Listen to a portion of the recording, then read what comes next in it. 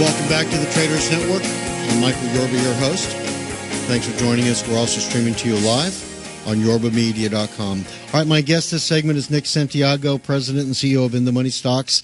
This guy's got more hits to his credit and on our show than really just about anybody else. Thanks for coming on the show, Nick. Always great to be back, Michael. Thank you for having me. My pleasure. We got a lot of stuff. We're going to talk about the QQQs, the transports, and so on. But you were the one guy that stood up long before anybody else and told us about Apple. You told us about Apple was going to top out, and it did. I'd like to get your impression on where we are with Apple before we get into the rest of this stuff. Well, what I was looking at with Apple was just looking at various charts, and I saw the extended move. Right now, I still think Apple is very vulnerable to further declines. However, due to the massive sell-off that it had from the recent high made on April 10th at, I believe it was 644, all the way down to the low pivot on the 24th of April, which was 555, you had to expect that it was poised for a bounce into earnings. That's generally how that goes. Any of my members or subscribers know that when I talk to them about when you look for stocks to come into earnings, if they're down significantly, most of the news is factored in. What people aren't factoring in with Apple is that internationally is where their growth is going to start to come from. And if China and countries like that slow down, India and elsewhere, that's definitely going to affect their top-line sales and bottom-line sales for the most part. So looking at the chart, I just saw that it was extended, needed to come in, but it did have a great move yesterday. The one thing about yesterday's move was that it lacked the volume. I know it was 32 million shares, sounds like a lot, and it definitely is, but it came down with pretty heavy volume prior to that. That tells me that maybe Apple's going to go test those highs again, but I think ultimately it's going to fail, and the stock will come back down. Okay, so over a period of time, are you thinking that maybe a safer route would be buy some puts that are a little further out and give yourself a little breathing room?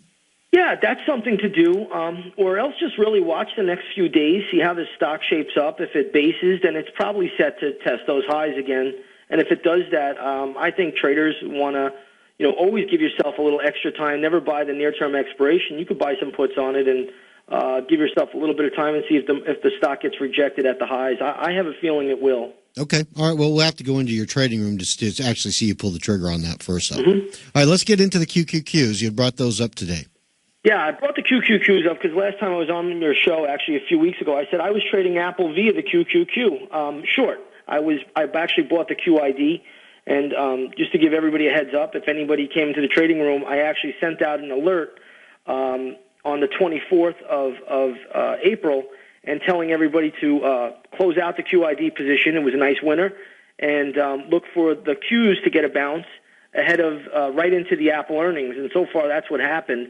But when I think the time is right, Michael, I'll let your listeners know again when I'm going to get back in that position. But as for now, we closed out that position with a nice gain. Good for you. And I'm not surprised. All right, what this transportation index? Yeah, I wanted to bring up the transports today. Normally, we don't really talk about the transports on your show, and it's pretty important because transports, when they're up, it usually represents economic expansion globally, and when the transports go down, it usually represents economic contraction. The reason why I bring up the transports today is because the market's having a pretty good day. Dow is up over 100, Nasdaq's up 22. You have the S&P futures up about 8.5 points, 9 points at the moment. But the transports are down. They're down 61. This is a red flag. This is the way the market talks to us. It can't come out verbally and say, hey, Nick, hey, Michael, there's problems over here. No, what the market does, it shows you different divergences taking places in different sectors. Whenever you get a move like this in the Dow today, you should have the transports screaming to the upside. They should be up by 70, 80, 90 points. Today they're down 60 right now. So this is a major heads up. Tell your traders, and I'm listening, just trying to tell your listeners to really be careful with these markets. Don't trust it as far as you could throw it right now. Okay, got it. Are you looking for any near-term trigger points before you start pulling the trigger on this? Yeah, what I'm looking for actually in the overall index is just a little bit more of a setup. I think this market is resembling some past markets that I've identified. What that tells me is that, we go up, we'll test double top area, and I think that's where the markets get rejected again and they start to come back down. Anytime you have these kind of rallies that we've had from December all the way up into April, there's a buy the dip mentality. There's a Bernanke put. Everybody's out there looking to pick for bargains because they think it can never go down again. That's totally not the truth. It's a trader's market. It's a trading range right now, and I think we're going to continue to make lower tops and successfully move a little bit lower each time we do that. Okay, are you looking for an overall downtrend period of time that you're thinking we're going to have to be able to short this market? Well, I think you could short probably any time we get to the highs in the indexes. I think it's worth a shot at the short side, and you just put a tight stop in there, maybe a couple of points above the level. But right now, I think these markets are resembling some past markets, and I've been through this rodeo a few times. Whenever we see markets like this, you got to expect those bounces.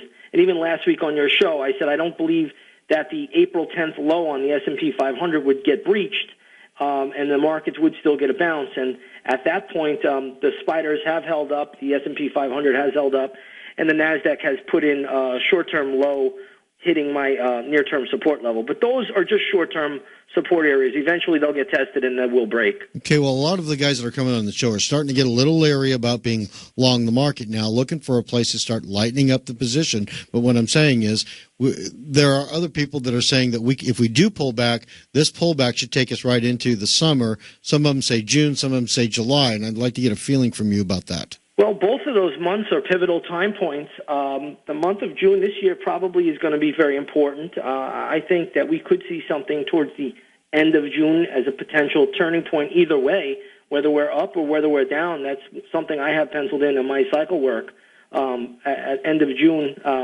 to be a turning point.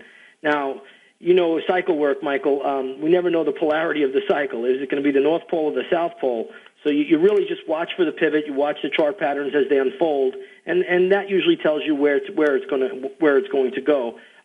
Most often, the cycles will tell me the turning points, and that's the best that they really can do. It's up to me to interpret if it's going to be a down move afterwards or an up move. So we just have to see where they pivot around that time. But I think late June is definitely a pivotal point. Okay, and for now, I'm getting the feeling from you that we're real close to having to make a decision about this thing. We're either stopping going up or continuing.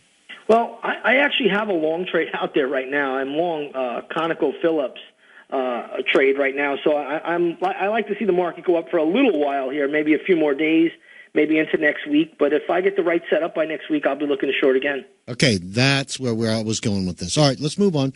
U.S. dollar, Canadian dollar. You want to talk about that? Yeah, I want to talk about that. I have a lot of members from Canada, so I always like to fill them in. And I'm looking at the U.S. dollar versus the Canadian dollar, and I think we're a little bit on the oversold side. I still think it can go a little bit lower, but right now you probably are nearing or very close to a short-term bounce in the Canadian, in the U.S. dollar. So the Canadian dollar would be weaker, and traders can trade that via the FXC.